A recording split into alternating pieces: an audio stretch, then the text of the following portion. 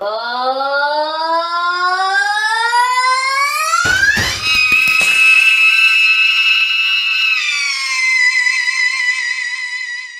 everyone, and welcome back to Behind the Screams. I'm here with Nils Frykdahl of Sleepytime Gorilla Museum and Free Salamander Exhibit and Faun Fables. And we're going to be talking about his career, his current projects, his singing, his musicianship, all that good stuff. And Nils, welcome. Thank you for joining me in this podcast.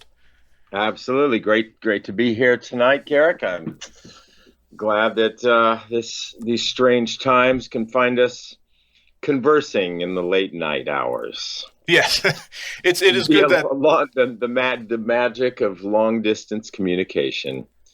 Indeed, yeah, it's something that is, I think, flourishing again at this time. Now we finally have the ability to. Everyone has more time, it seems, and so we can really make this happen. And let's dive right in. I wanted to first talk a bit about what's going on currently with Faun Fables, because last I'd heard there was at least a few new tracks on the way. So I was wondering if maybe you could kind of provide a little insight as to where that's at the moment. Yeah, they definitely have been focusing on recording lately. Got our studio up and running here at the Cypress Hillock where we live, and the fact that we're not on the road, as maybe our website or something might suggest that we are, or at least the Drag City site has our dates in France, I think, are still up, but it's. In fact, we are very much in California right now, and we were supposed to be at some festival in Normandy this weekend. I think tonight, as a matter of fact, but no, we are not there. I just drove in from Oakland, and here I am in Cotati, California, grounded, as it were, by this shenanigans of this worldwide spell that's going on that seems to be really fascinating everyone. But the good side of it is, and I keep trying to remind myself, as we sort of are tempted to bemoan our summertime stasis, which is really the first time, and I don't know how long, that we haven't taken the summer to be traveling and to be out on the road, because we have, Dawn and I have some school age children now. Now all three of the girls are school age, and so it really, without being somewhat irresponsible, we take little chunks out of the school year here and there, but we really try to play the game. And then we look forward to hitting the road, often a couple weeks before school officially ends. We if the booking is right, and often there is something there, right there in early June, or, well, sorry, but we've got to go to Poland, or, but yeah, and we were going to be, in Norway and then France for just pretty much the whole summer. And while we and the kids, are just, it's hard for them to understand, because they were born doing this, and then visiting you and your family at some point along the line as well. And we miss the whole world, of course, right now. Mm-hmm. But we really have, in terms of our sort of in terms of the career cycle of recording, releasing a record, and touring, we really have no business gallivanting about the world right now. We should really be staying home and recording. And so this is making us do that, and just digging in on a bunch of tracks, and I'm reminded of how much I love it, once I'm into it. And so we are, how many tracks into sort of a new record? Well, we had recently two things that had to be finished and sent off as finished mixes. One for a Drag City From the Vaults compilation they sort of sent around during the quarantine, like, hey, who's got something unfinished, unpolished, back in from whenever, we're going to put out a compilation album of our artists, from the vault. So we had a track that could have been, well, that was part of one of the Idlewild sort of operas that we wrote for the when we were doing a sort of residency at the Idlewild Arts School in the mountains above Palm Springs near LA, down there, Southern California.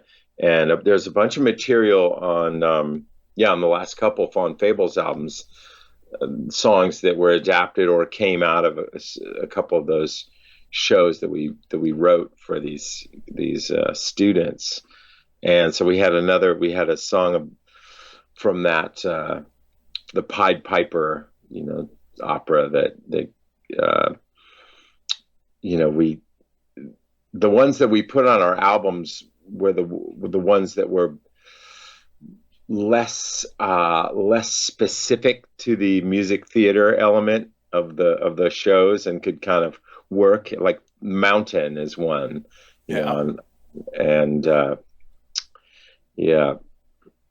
but this one was like borderline, like some of the lyrics were like, wow, that's just really specific to that weird story that, but pulling it out, I love Don's vocal on it. My guitar track was recorded at the time also. So Don's vocal and this electric guitar, like 6-string electric guitar, recorded as a demo for the kids to learn, recorded in the dorm room where we were staying, with the amp, so like at midnight, with the amp so quietly that you can hear the strumming, that like real high end clicky strum of an electric guitar. You can hear that as loud as the amp, even though the mic was like on the speaker of the amp.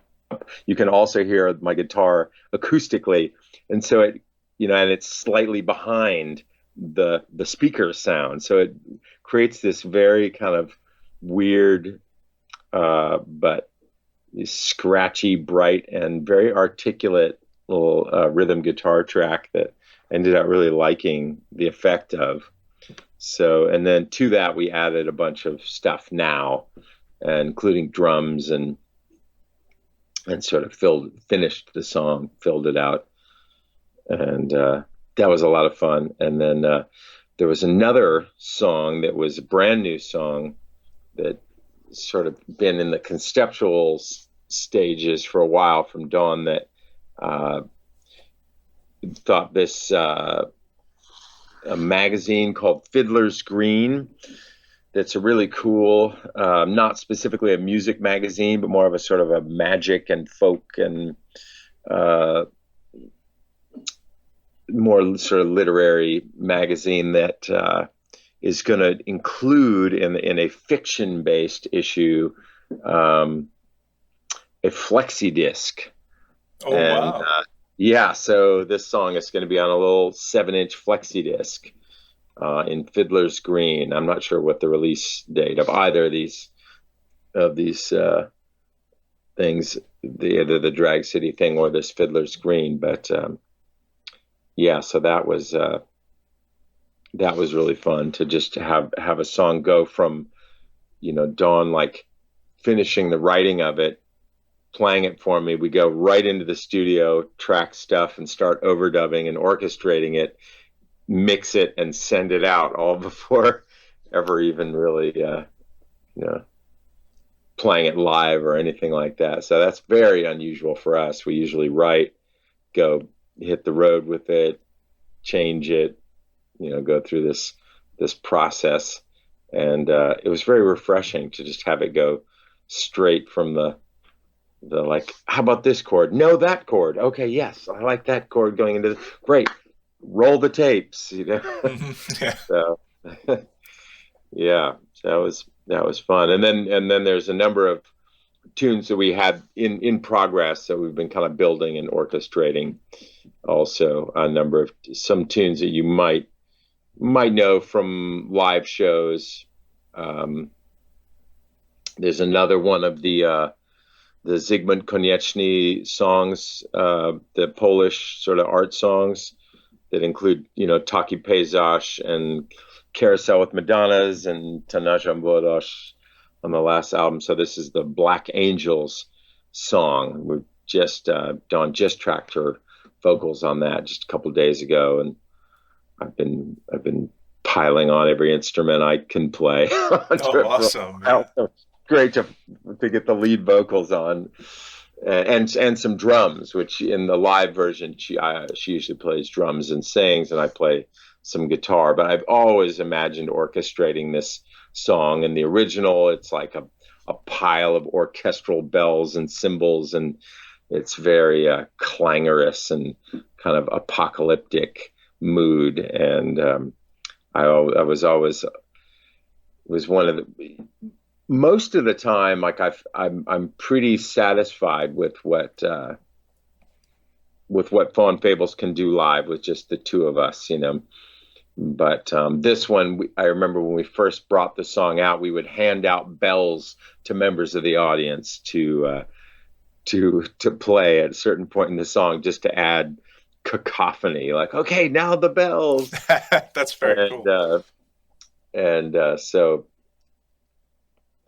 So it's been a lot of fun to orchestrate that. And I had a neighbor here in the barn, the old timer Dougie that lives in the barn here at Cypress Hillock, gave me a trombone a couple months ago. So of course the trombone had to make it onto yeah. No, why wouldn't it, right? Right, exactly. I was like, okay. I practiced it for a couple of days, and yeah, yeah, that's pretty cool. So it sounds like you do have like a general theme established for this upcoming album, or is it kind of song by song at the moment? Sort of song by song right now. There are this song that was just finished up for the Fiddlers Green project. I think Dawn, I know, has conceived of it as part of a suite of songs based on this story that she's sort of been sketching out an idea for how to make this story into a series of songs. And so that certainly would be, maybe at least a suite of related material on the record. Other than that, I'm not sure yet. Maybe too early to say as far as what the big picture is going to be like. Right. Well, I think that's interesting to think about is in relation to that, because you talked about taking on the trombone and trying to and putting in a lot of different instruments and things. It kind of makes me think about how, in general, of course, you're a bit of a Renaissance man in general. The different styles you've taken upon have all been very disparate and unique all into themselves. And of course, in Faun Fables, it's a very different side of what you do than Free Salamander Exhibit is, for instance. And I was kind of wondering about the creative headspace associated with them. Do you find that what you're listening to changes depending on what you're writing for, or are those two worlds very separate, would you say, the listening and the writing and things of that nature? Yeah, in some ways they are fairly somewhat separate. I mean, clearly I only listen to music that I enjoy, and I only make music that I enjoy, but sometimes those things are very sometimes you'd be surprised, at what I've been listening to versus what I'm playing. Yeah, the listening versus writing, like for instance, there are musics that uh, listened to, but have never ventured into making anything like that. Mm-hmm. You know, definitely had some sort of revivals of listening to jazz and Miles, sort of Electric Miles stuff lately, and it's certainly a music, and really classic, Coleman Hawkins, and just some really, it's great music, but as much as I could sort of enjoy it, I've never been tempted to try to learn and play jazz myself. Just it never called to me in that way where I thought I have to, as much as I enjoy this music, I have to learn how to do it myself. It just hasn't happened. Not that it won't happen, but it's just there's certain styles that I feel like, aha, I can try to make some music in that and I remember having that experience with dance, seeing dance theater and seeing lots of really cool sort of dance performances in the 90s in the Bay Area, and then seeing Butoh for the first time and going, now there's something that I could see making music for. There's a lot of great, very sort of rhythmic music that's done for contemporary dance theater, that can be very percussive, and some artists like Fred Frith, who I admire very much, and had collected some of their dance theater music, but it never spoke to me in that way that I thought I could do it or I needed to do it, until I saw my first Butoh performance, and it was immediately like, okay, I've got to meet some people who are trying to do this and get involved, at the music, or work on the dancing also myself. Like, just the theater of it was the feeling of that it was putting across was something that I thought I needed to get behind, and very much, Idiot Flesh at that point very much became sort of intertwined with this Butoh, this emerging Butoh company in SF for years, Shinichi, and it kind of became part of our band, as it were, and we became the band for his dance theater group. But so, yeah, there's certain things that, but my musical appreciation is much wider than the music that I have attempted. Yeah, I suppose there is kind of an element of it too. It's like what, an individual's voice on a given instrument or on any variety of instruments is, of course, going to be unique unto itself and not necessarily compatible with every genre that the person listens to. I've kind of found the same for myself, really, right. And that's kind of a whole process unto itself. But I brought it up because I know I've heard people talk about how they can't be listening to music while they're writing, or if they're in writing for an album, they have to avoid, listening to new albums a lot or whatever, because there's a kind of this fear of being too influenced by it. I've heard people talk about. Do you have that, or do you find that's very easy for you to kind of compartmentalize that way? Yeah, not at all. I would say in some ways the effect of influence is so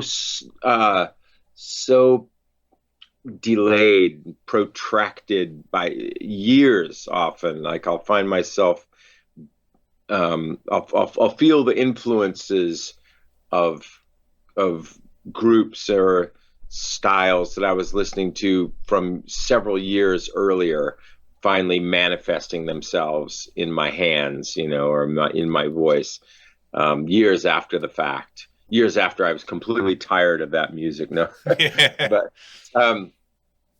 now I get to play it, huh? Yeah. But no, I feel like it takes me a long time to assimilate it to that degree where I can make it my own and add my own sort of voice to it, and not just be doing a cover of something.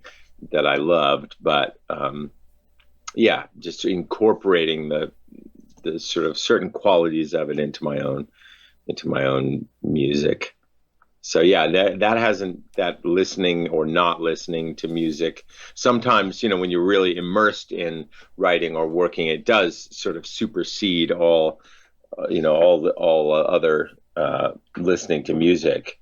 That can happen, which is great if the circumstances of my life afford that, Mm-hmm.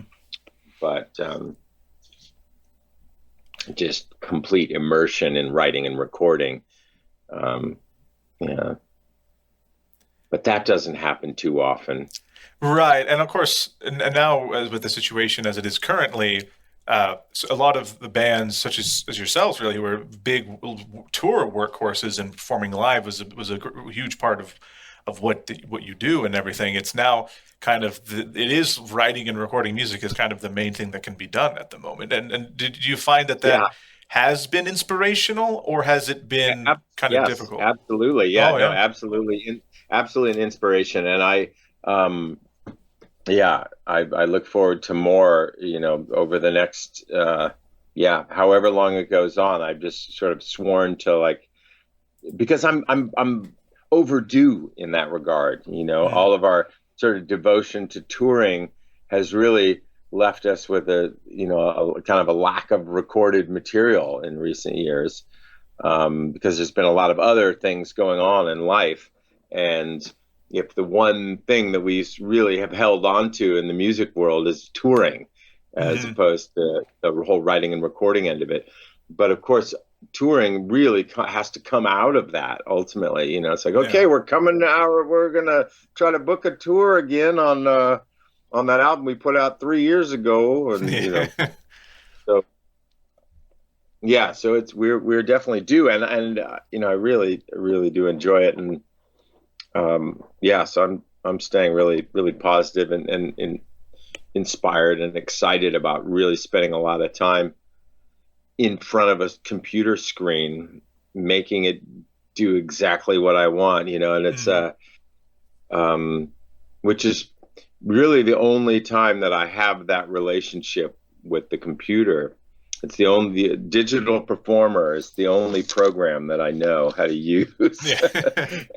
And you may know my sort of wariness with regards to the digital age, which I've lampooned uh, in my writing, Yeah. almost almost before it started, Yeah. actually.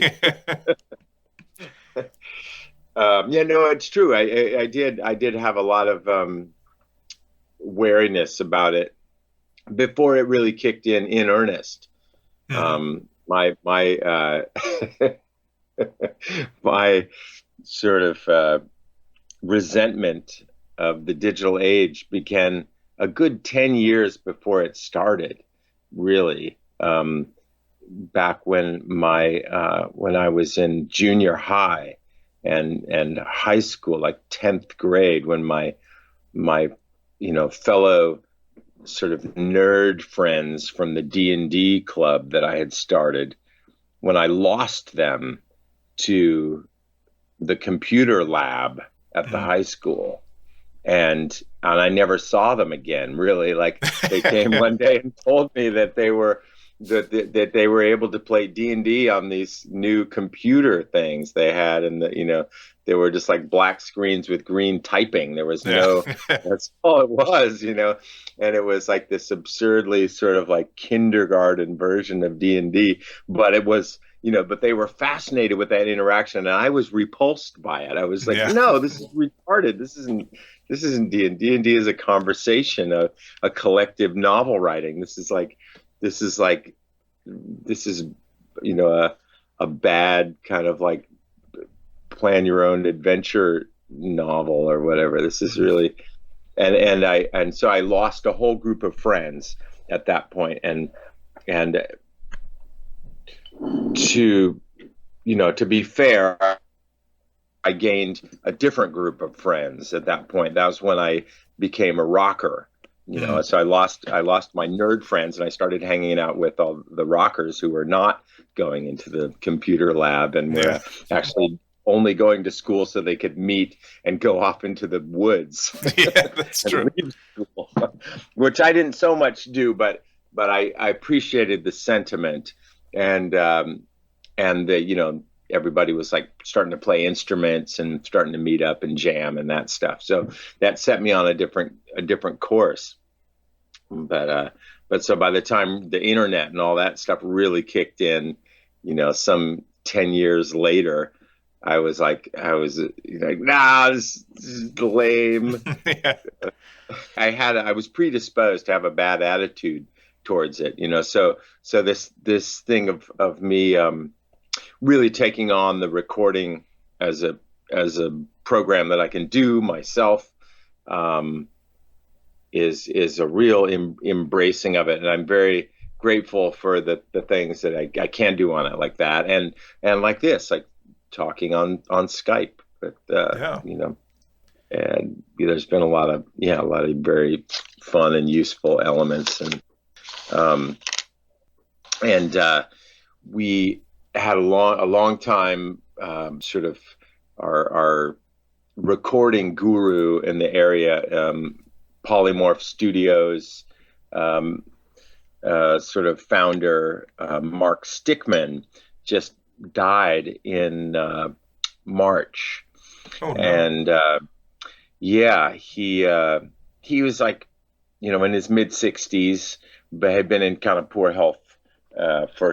He worked on Born of the Sun. He kind of did we did about half of the album Born of the Sun, the Faun Fables record, with Mark, and he played harmonica on that record, and he played also on Light of a Vaster Dark, and he helped master and mix some of Table Forgotten anyway, and he and Dan were sort of Dan Rathbun were partners, Polymorph Studios, which at that place we made just about every record we've done, and the various groups I've been in went through that place.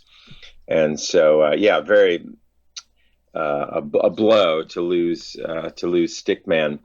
But as I'm working on my own projects, I've got pages and pages on all different size pieces of paper of handwritten notes that I took or that Don took at the side of Stickman while he just worked on stuff, and said, "Oh yeah, and if you want to do this, press the F key and hold the control button." And it's like, "I'll unshift your group to a," and we're just like, "Oh yeah, okay." And so at the time, most of the stuff was over my head, and up until recently, we almost never even tried to mix our own material. That was, you'd get to a certain point or record drums.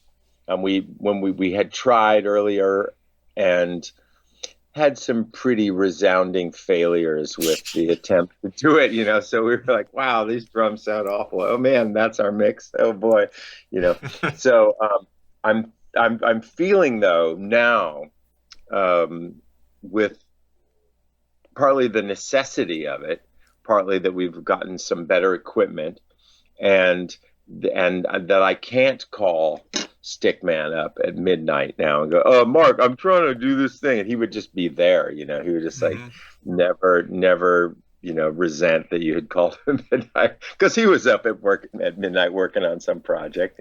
Yeah. So, but now that it's not there, I feel just that it's in my hands, but I also feel, going through the notes, and I can just picture his gigantic fingers and him lowering his glasses slightly, and just he's like talking me through it, and it's working. I feel like, I just did it. I did that thing that I've never been able to do before, but you make it go do that. So so that's helped galvanize our home studio situation. Yeah, and what was the first album you recorded digitally? It sounds like it's been more of a recent thing for you to do it as a sort of a solo venture, as you described. But what was the first time you did track to digital recording? The Table Forgotten EP. Yeah, so up until Transit Rider, all the Faun Fables records were done on actually a cassette 8-track machine. This Tascam cassette 8-track that records on both sides at once. Mhm. You know, records on both sides of the tape at once and runs at double speed. So with this like kind of absurd like pulling whatever sort of fidelity you can out of a cassette, you know, that machine served us well. And then we would go and bring it to Polymorph, transfer it to their system, and then we would mix it there, you know, with their, and they would always, you know,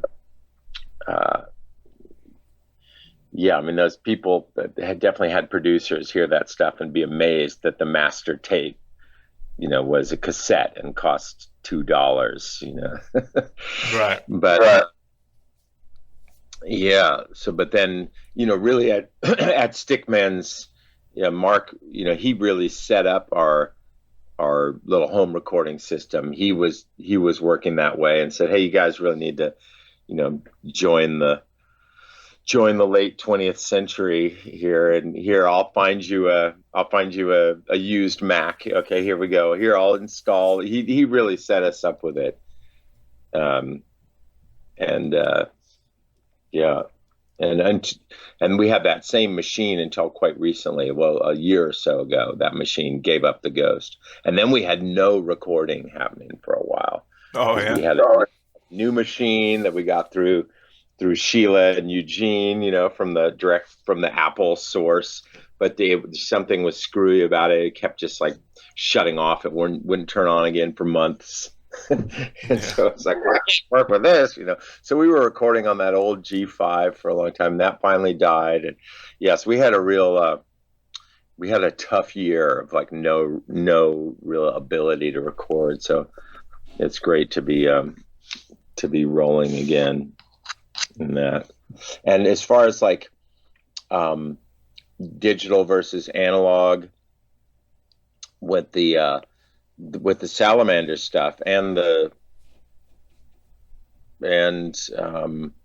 some extent the later Sleepytime stuff, it's a hybrid, you know, of recording drums on the 2-inch tape, because there's some magical compression that happens with recording live drums to 2-inch tape, and then but then doing a lot of the overdubbing and mixing on digitally. So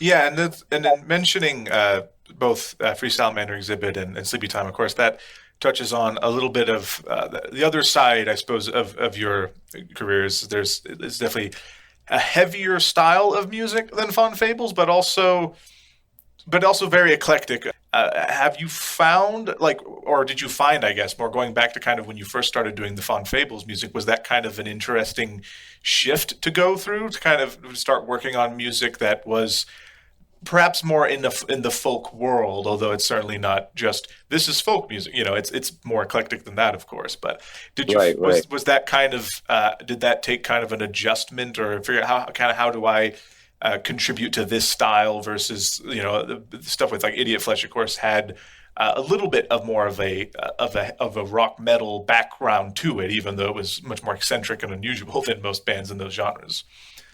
Right. Yeah. Initially I didn't see it as a big, there was enough, say in Idiot Flesh and throughout, there's been enough in this sort of an element in my songwriting that was very vocally melodic and very much about, you know, moving chords around in somewhat of a classical song or a classic songwriting way, you know, music that could come from musical theater in some way, or music that could be based in, sort of a folk style of some kind. And that was always there. Although when I would, work on things with Idiot Flesh, inevitably things would get worked up into this very sort of edgy and hyper shiftiness. And so, but definitely, hearing Dawn's music that she had recorded before we had started working together at all, and hearing yours, it was definitely a revelation of sort of commitment to a feeling that she would do a song like Old Village Churchyard where the left hand never even moved on the guitar, like it didn't really never really change position for the whole song. And I was absolutely fascinated by that. I was like, wow, you can make this amazing song without even like moving your left hand. Yeah. This is so moving, so what does that mean? And I was already very fascinated by music that was the opposite of my own musical inclinations, which were to always move and keep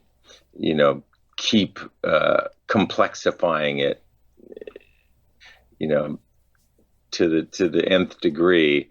And that instinct was countered by a fascination with some very minimalist music like Swans and things that were completely mood based. I loved a lot of industrial music, Throbbing Gristle and Psychic TV and Swans and Neubauten and stuff that was really, for the most part made by people who were not musicians per se, but like sound experimenters and people who built weird electronic objects and or just were performance artists, people who created strange moments for people to have, but that where the music was really an outgrowth of something other than music. And I was very fascinated by that, but it was not my sort of native territory.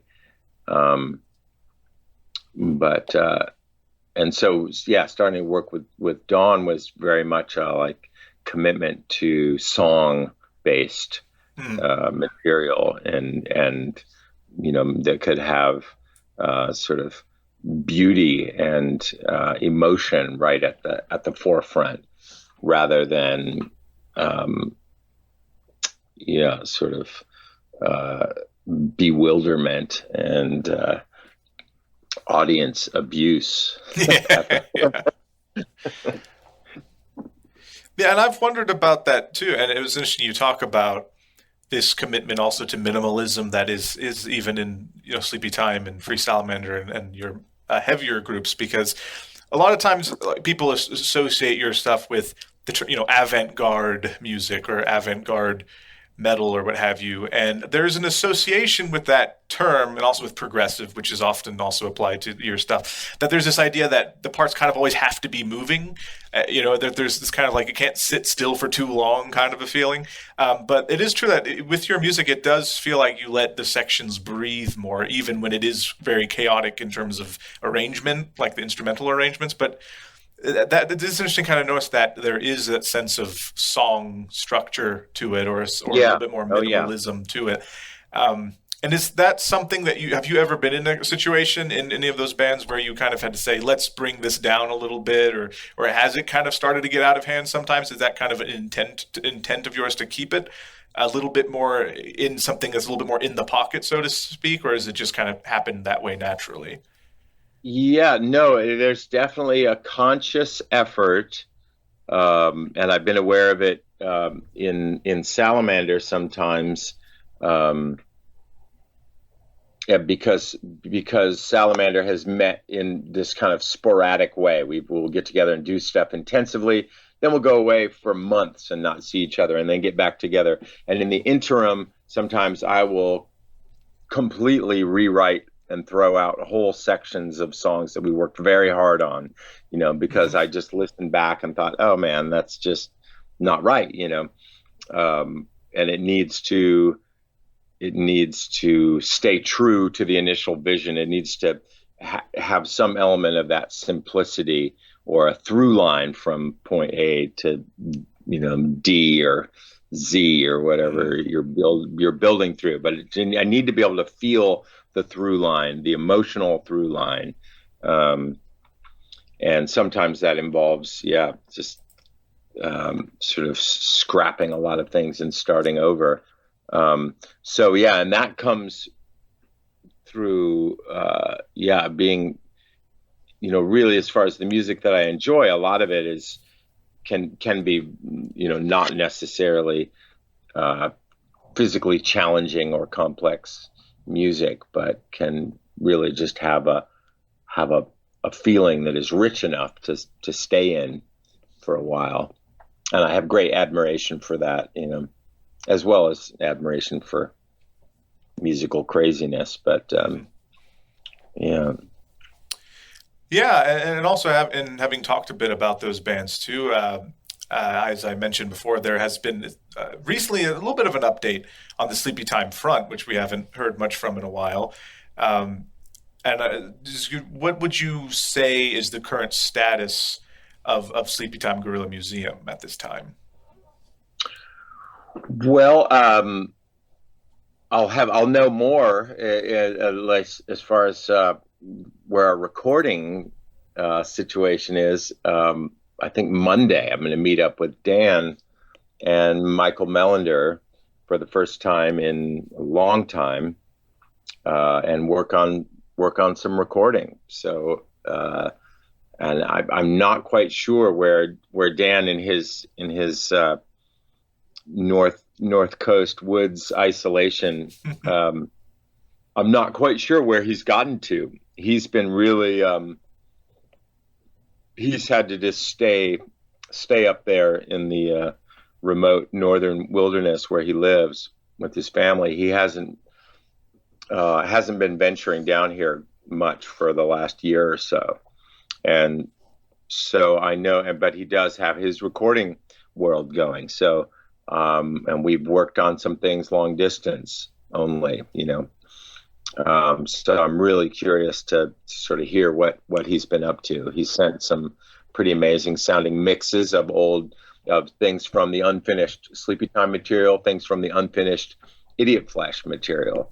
And so Dan has taken this time of his isolation, which began long before the whole global isolation, to get back into recordings, which is something we've been intending to, we never intended to leave unfinished the Idiot Flesh album or the Sleepytime album. We just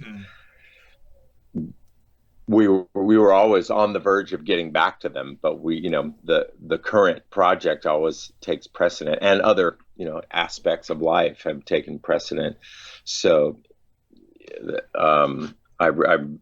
would be a great thing if we could come out of this weird quarantine world with a finished Idiot Flesh album, a finished Sleepytime album, a new Salamander album, a new Faun Fables album. Yeah, that'd be a lot of material. But it's all there. Really, it's just a matter of putting in the material. Is all there, pretty much. For certainly the Idiot Flesh material, the Sleepytime record, was very largely tracked, but I need to, I can't even remember what we did or didn't track before we went separate ways back, almost 10 years ago. So, so I'm excited to see Dan on Monday. He's down here. He's down in Oakland for something else, and just mentioned and I've got, I think I've got a day and a half or something we can work with. So let's do it. Yeah. Okay. So the Last Human Being record, I've heard one thing that he finished up that sounded great. It was so ridiculous. Well, Yeah, that sounds like a good basis for an album right there. If it's getting into the ridiculous territory, I think that's a good thing. Yeah, Yeah. yeah. Well, there was this. The Last Human Being was a whole.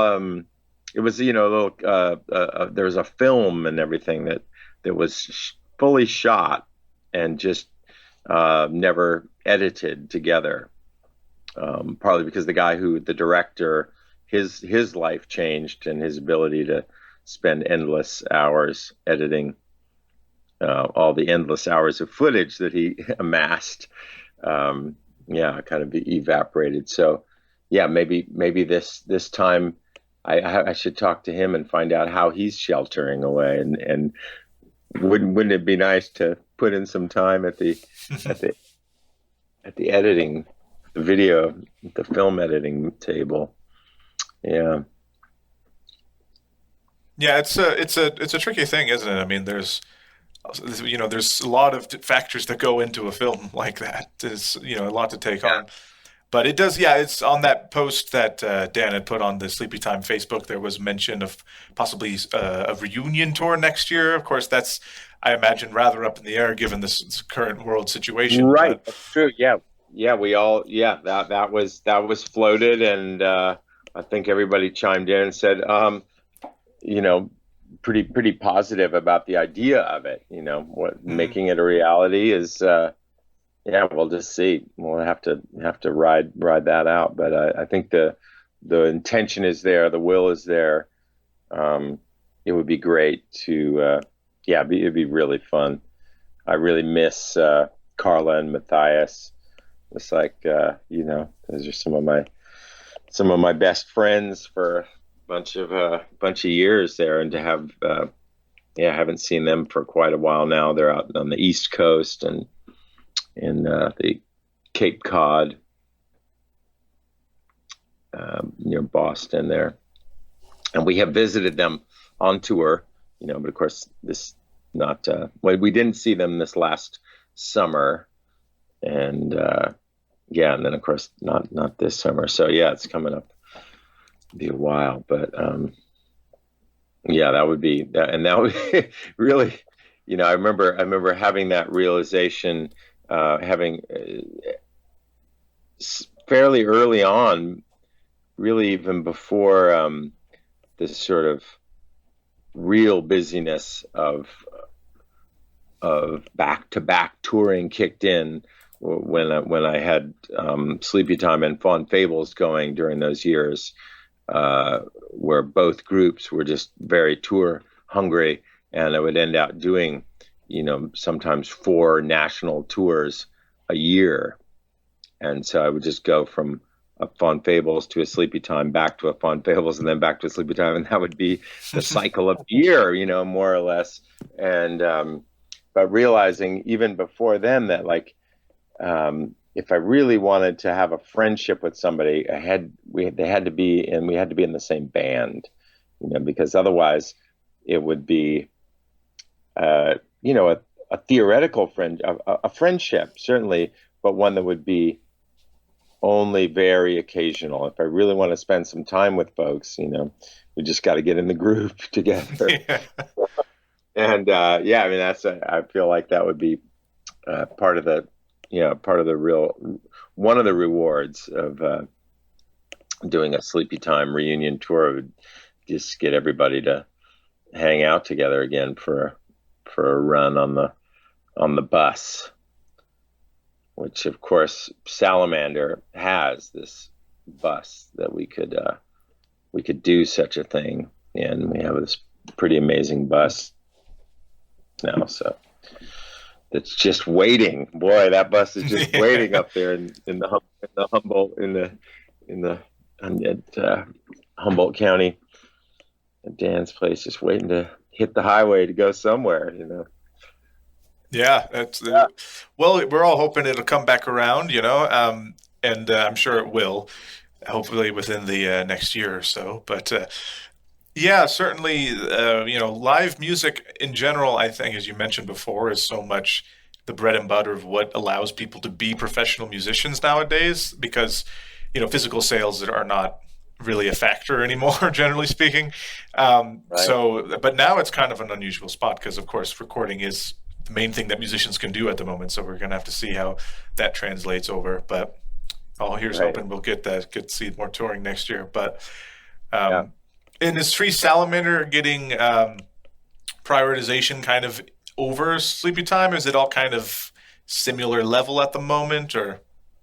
Yeah, well, it has been just for the most part, we haven't met up, we haven't crossed the line of like getting the band together. We haven't not because we wouldn't do it if it was an option, largely because we just it just hasn't been an option for Dan to come down out of his Humboldt spot, but now that situation has changed and he can leave, and so here he is in Oakland, and so we'll see how things go now that Dan can leave Humboldt. So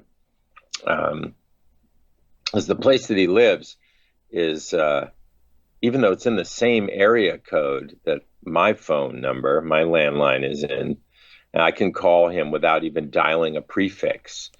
It's like a 6.5 hour drive from here. Yeah, that's considerable. over a stretch of road that, that you really like got to make sure your vehicle is in good shape as you wind up a mountain and then down the mountain, and along that whole stretch, there's not going to be any facilities of any kind for that. It's pretty rugged.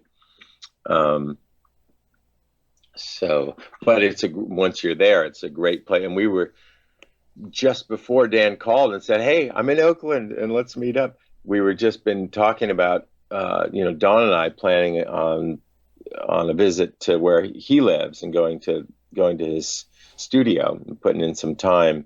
And we were saying, well, the longer we wait, the more stuff we'll have tracked, the more we'll be able to show up with a bunch of like, okay, let's finish these mixes, kind of, but yeah, it sounds like, and now that the school year is going to start up with distance learning,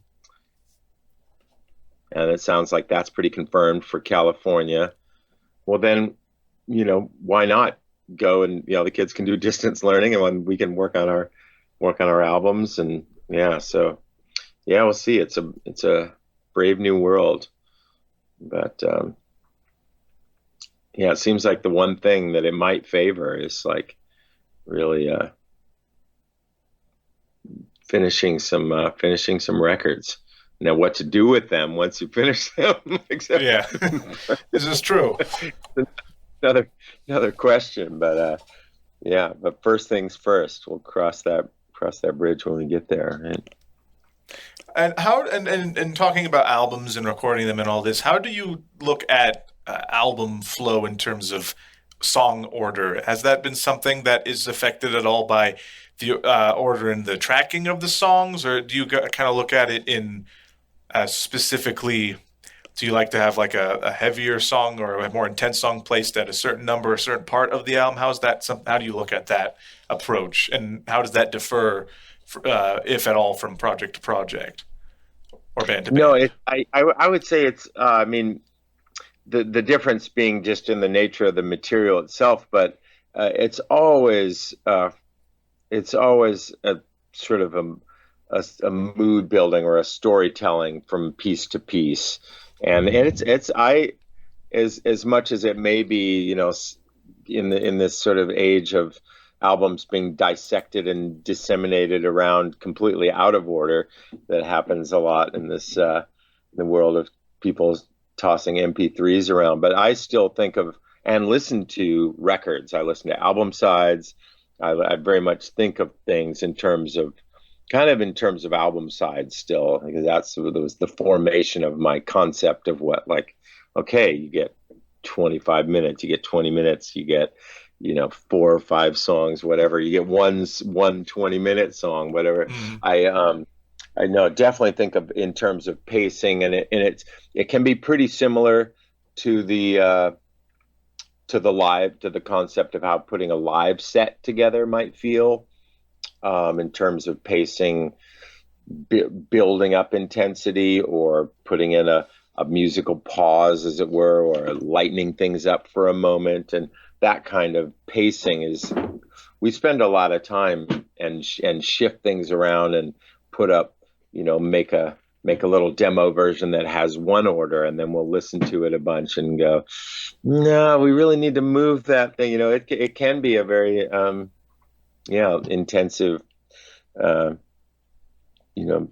project that it's definitely part of it, and an enjoyable one, but there can be tensions around that within the group. Like, I really think this should be second, somebody will hold out there. So it's. Yeah, I think there's a fear, like with the sort of maintaining the energy throughout an album, but also giving it room to breathe. There seems to be a sort of that, there's almost a Venn diagram between those two things where, Right. Because some of the Sleepytime albums sort of have this flow where you have, like on the first one, there's some very ambient pieces as well in there. Yeah. And they tend to show up. Like, I think there's one at the end, if I'm not mistaken, and there's also one like in the middle. Kind of, it almost bridges the more traditional song tracks on the album and things like that. Was that a conscious effort as well, or that one, or to put an interlude here, that kind of a feel? Yeah, definitely. And there's always that temptation to have the album have an introduction of some kind, or a coda of some kind, or there's, or a breather. I remember. I think I was just talking about when it cut out I was remembering the three auto harps tune that's on that first Sleepytime record. And it's really ambient. And I remember, there's that temptation to take something like that and like put it right up front, just like, which is, there's the temptation to like make the wrong move. Yeah. And I remember we did that live, and I think we included it. It might be on the live. I think it's on the live album, the live Sleepytime album, where it's somewhere it shows up, and it was a recording from an audience recording from one of the first Sleepytime, maybe the first Sleepytime in San Francisco show that we did, and we opened with that song, and you can hear the whole audience is talking, because not only is it really quiet, it's like three auto harps and Tibetan bells. But through composed, with like these chords shifting around and all that stuff. But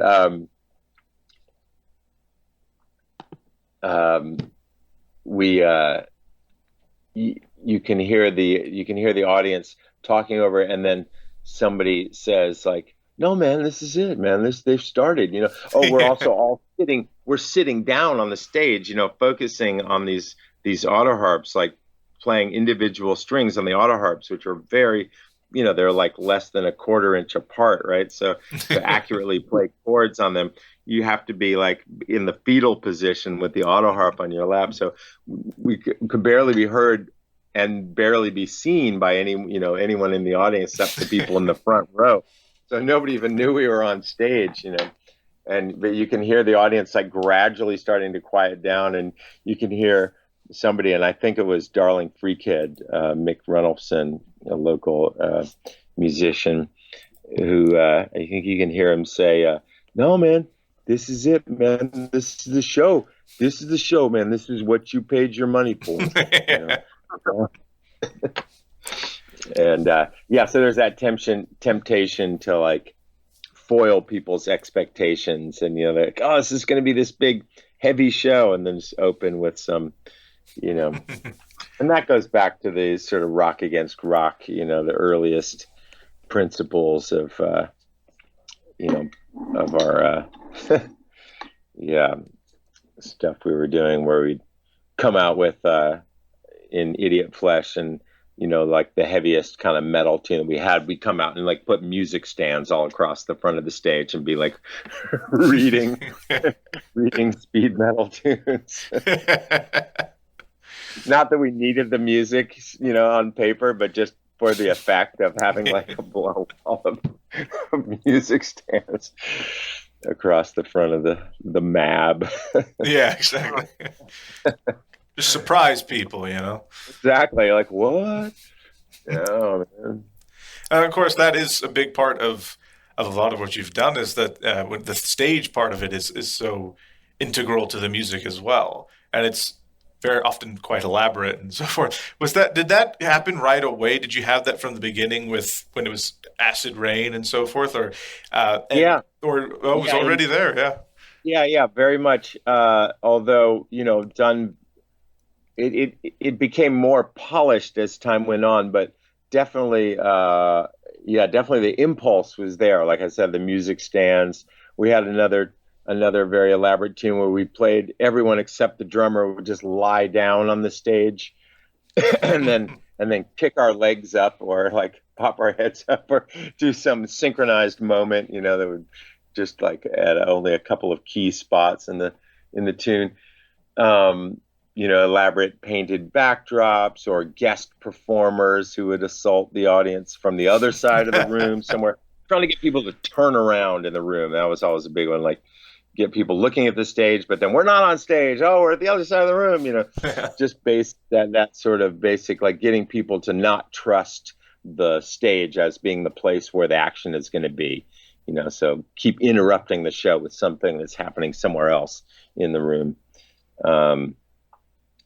There was a show that Idiot Flesh did where we had just finished tracking this tune in the studio, but it wasn't out on a record yet. But we had just finished tracking. We had the mix with that great, and it was like just a straight ahead rocker Love Ride that was on Idiot Flesh on Fancy, I think, and or no, that's on Nothing Show. Anyway, we were we put on the recording of the song. We were lip syncing to the song. And at the Starry Plow in Berkeley, there was a stage door at the back of the stage where you could just leave and go walk straight onto the sidewalk.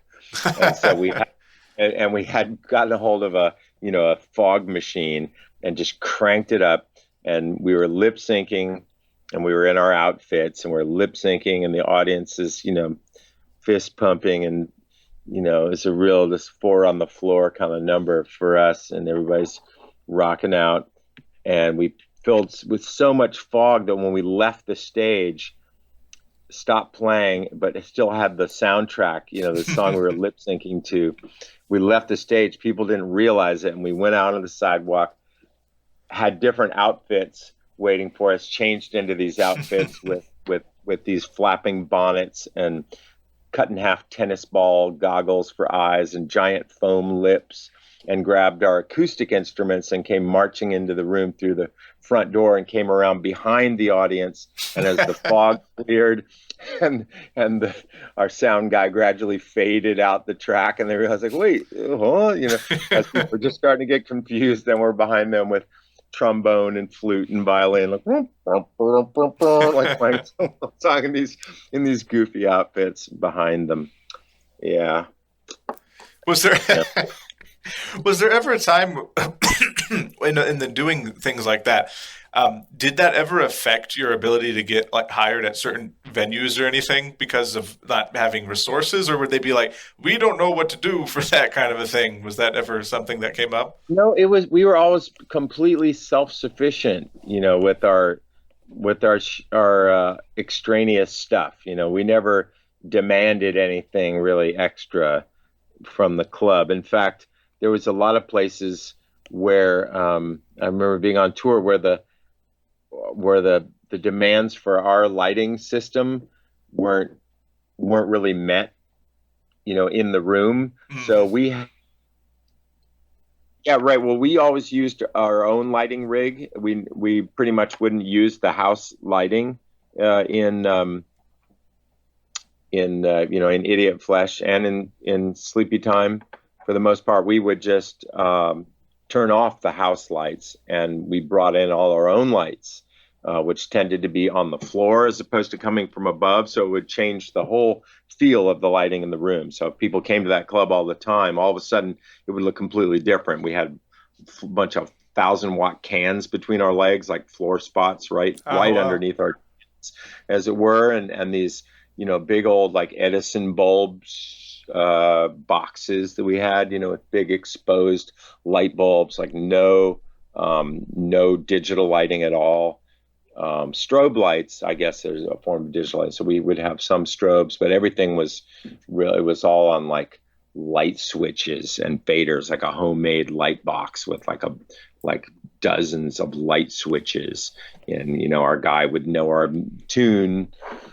music, so well, that would be hitting all the stops, that was the Idiot Flesh one, was the lighting switch one. But to make that thing work, we would, sometimes we'd be crawling into windows of neighboring buildings and like plugging into dryer outlets and, the 220 circuits and stuff like that. Yeah, there were some wacky times, but, we wouldn't, we kind of make whatever work, as far as the clubs were concerned. That's the way to do it, really, isn't it? I mean, be flexible. It's an impressive amount of DIY right there, too.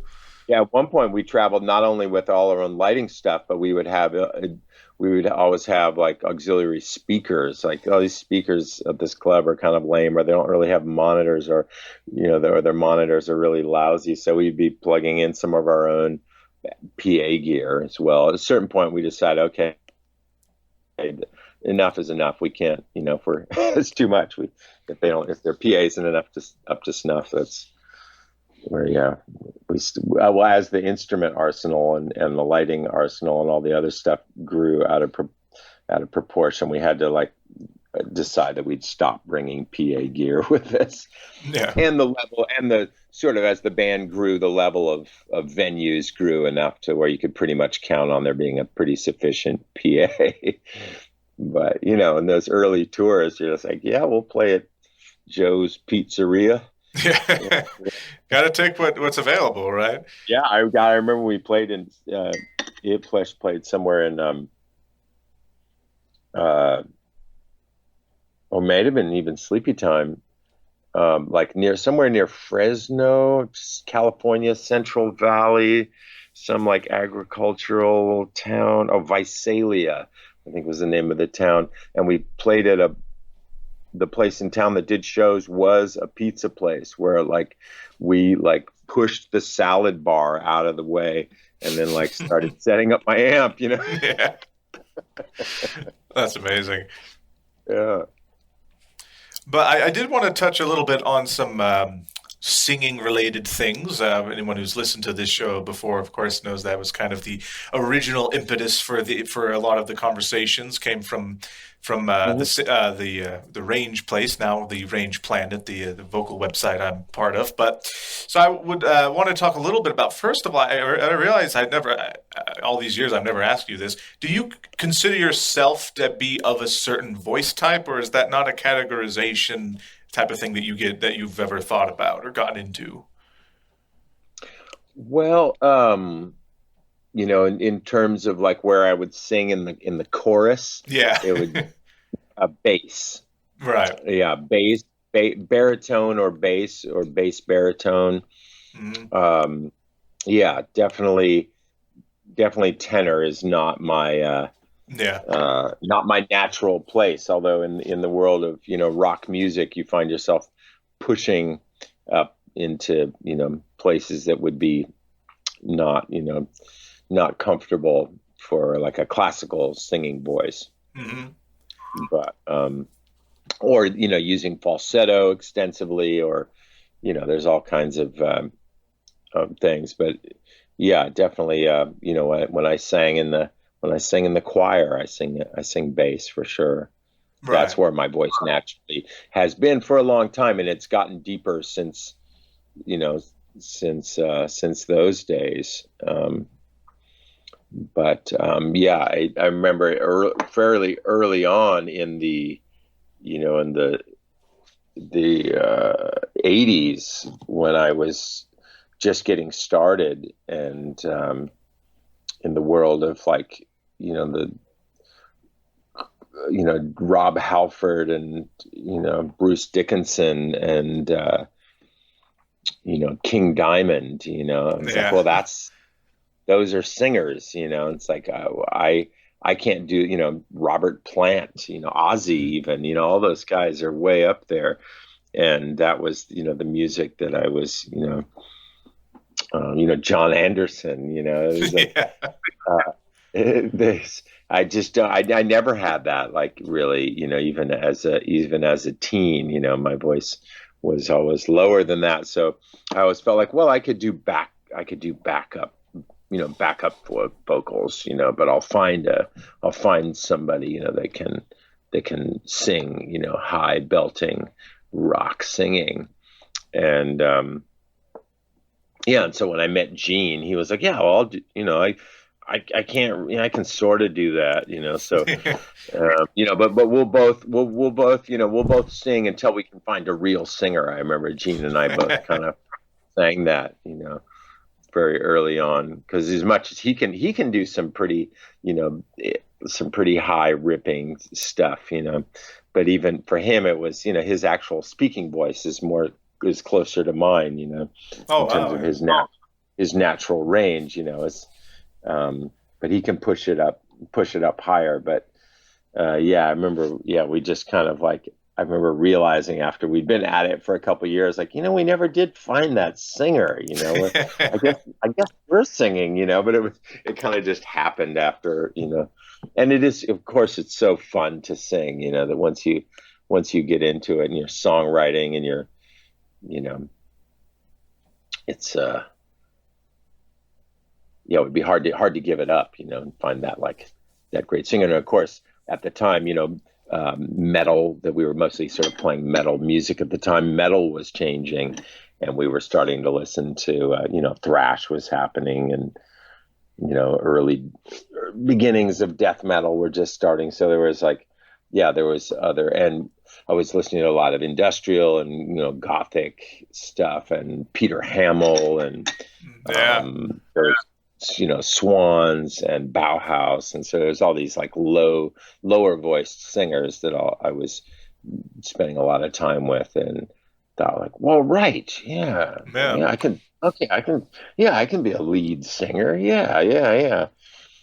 so that was very empowering as a bass, to find bass singers out there in the rock world.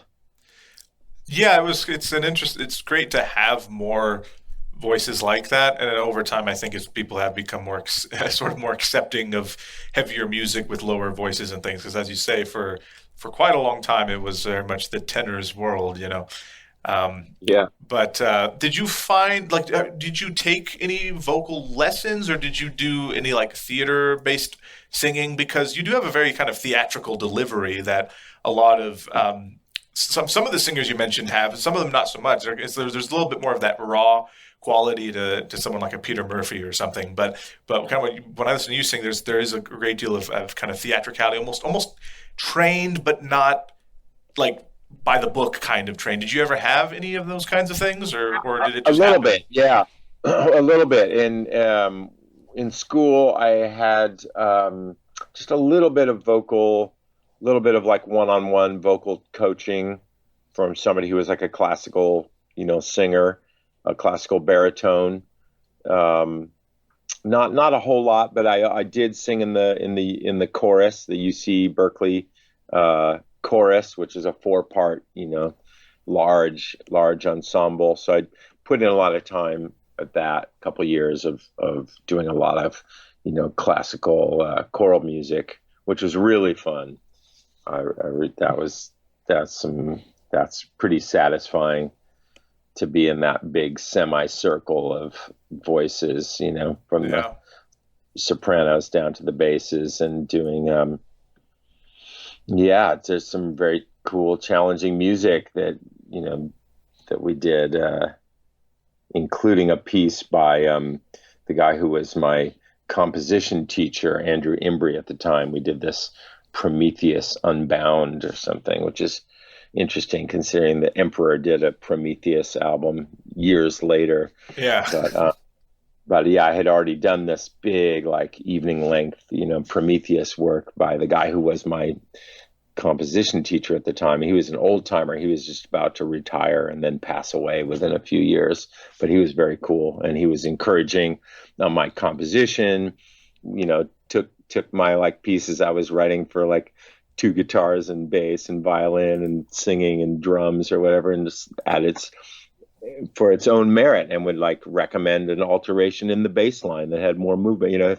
He wasn't saying like, you really need to write something for, piano and soprano or whatever. He was just, even though he was this like old dude from, the old school, but he recognized that like his job was to like take everybody's music for what it was. And he appreciated that it was original music and I wasn't trying to copy, Gershwin or something. Right.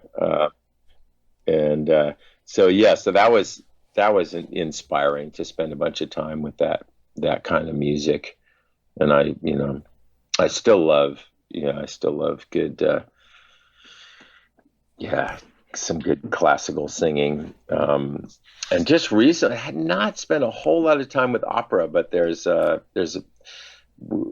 the very beginning of The Sheltering, the Met Opera was putting up, and I don't know if they're still doing this, but the Met in New York, like the America's greatest opera, was offering free streaming from their catalog, like one opera a day.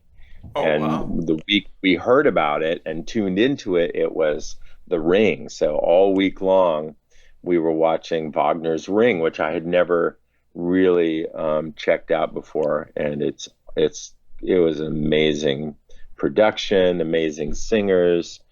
It's an incredible piece of music. I mean, it really is one giant piece of music. There's 4 operas, and they're all like 4 or 5 hours long, and there's themes that go throughout the whole thing. Like there's character themes, and there's characters that are sustained, and little motivic elements that tie the whole thing together. And there's a lot of action for basses, and so a lot of the main characters. There's Siegfried is a tenor, but a lot of the other, Wotan and a lot of the other characters are just great bass voices, and so that's a lot of fun to and the dwarves, of course, are gnarly basses, and it's pretty cool.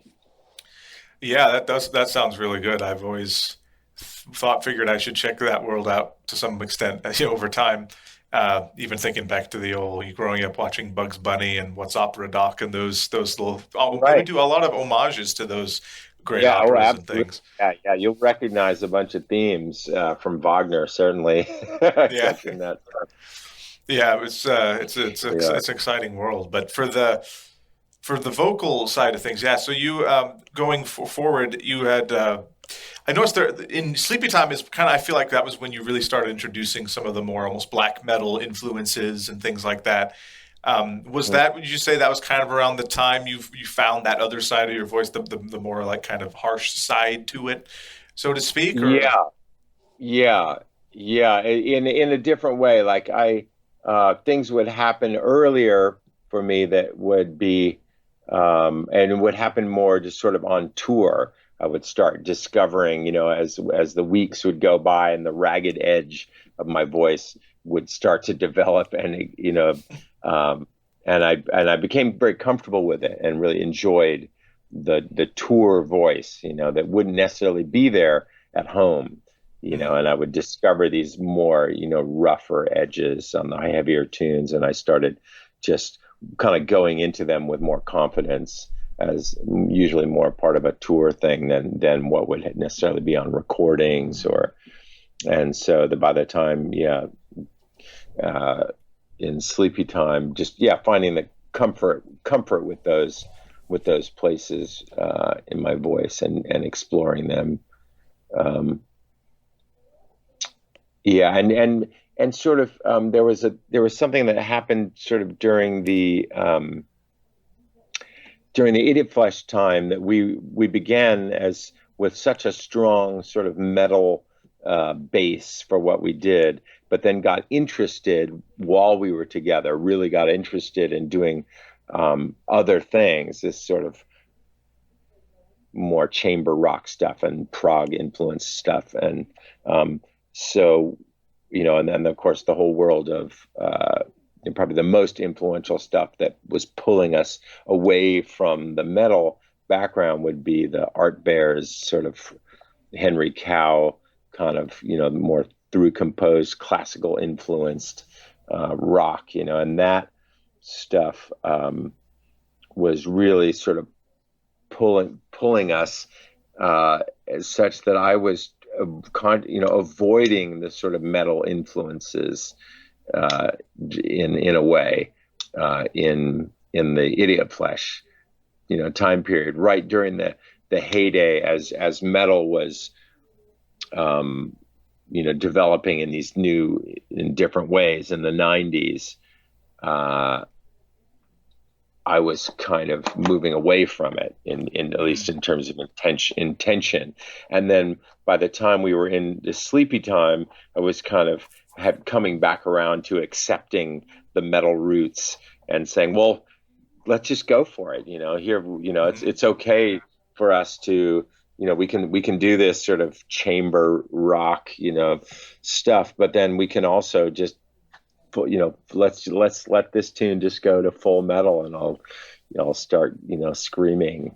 Mm-hmm. So, yeah, it was a return to roots in a way. It's true. I think about the first Idiot Flesh album, and there's some metal tracks on that one, but then on Nothing Showing Fancy, it's a lot more subdued. There is more of that kind of chamber rock sound you described there. And then Sleepytime. Yeah. And the Gothic, there was certainly some sort of Gothic influence, that was in there. But straight up metal, I was avoiding to a certain extent. And Gene was kind of holding on to it. And that was part of our going separate ways in a way. Well, there was a lot of things behind that. It was just sort of time, but yeah, that Gene's kind of dedication to this kind of metal rhythmic and melodic sensibility that was just didn't feel like it quite fit with where we were, really pushing ourselves towards.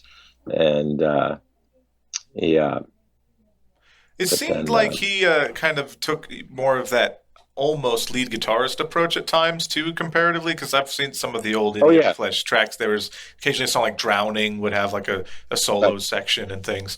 Yeah.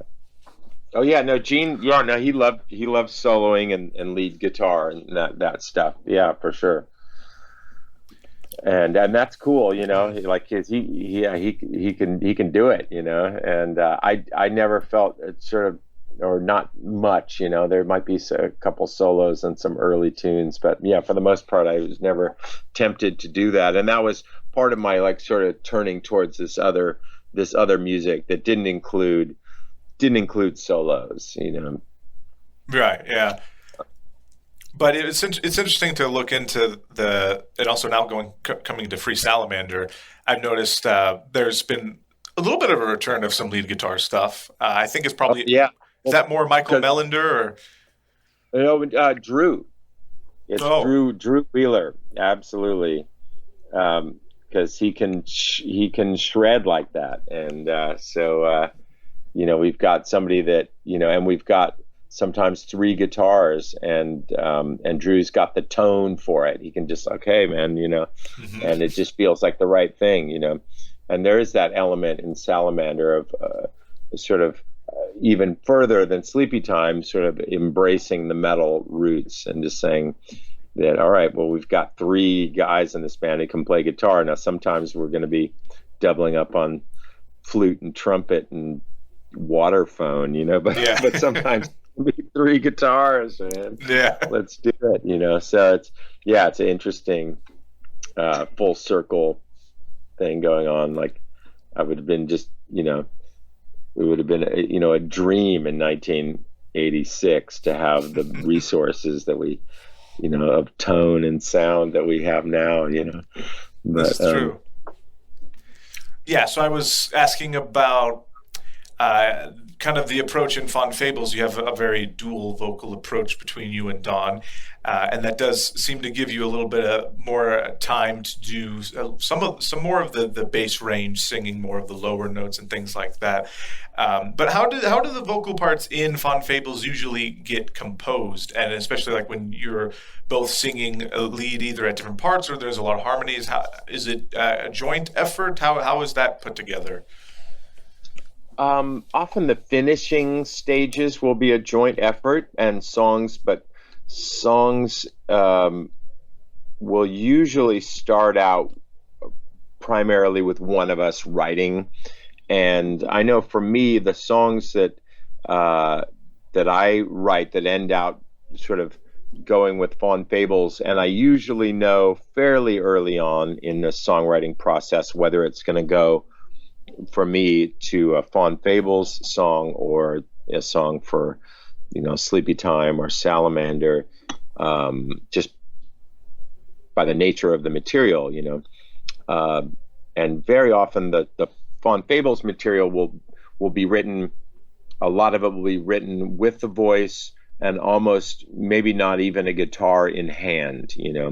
A lot of it will just be very much something written while walking or driving, or it's very much lyric and melody based material. Whereas the stuff that goes to the rock bands will be written guitar in hand, some riffs and chords first, and then vocal material, melody coming onto that material, or trying to integrate several different themes at once or something like that. Whereas the Faun Fables material will be much more based on a direct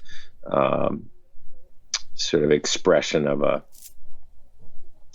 melodic lyrical idea. Yeah, I think similarly for Dawn, that she writes from voice first a lot. Voice, and then the guitar is a support for that.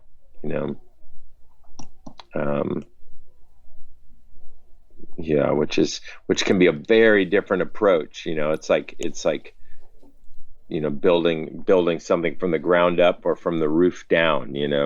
Hmm. Yeah, I know for me it has a very different feel as far as a working process. Like some of the rock material, I can get pretty far into writing it with no vocals, and then like, man, what is this? What is the feeling of this music? What do the lyrics want to be about? I'll sort of get that later. Whereas I wouldn't, very rarely would I think of writing something, what ends up a Faun Fables tune in that way, like writing a bunch of chords and then like figuring out what the vocal melody is going to be. Like, no, it definitely starts with the voice.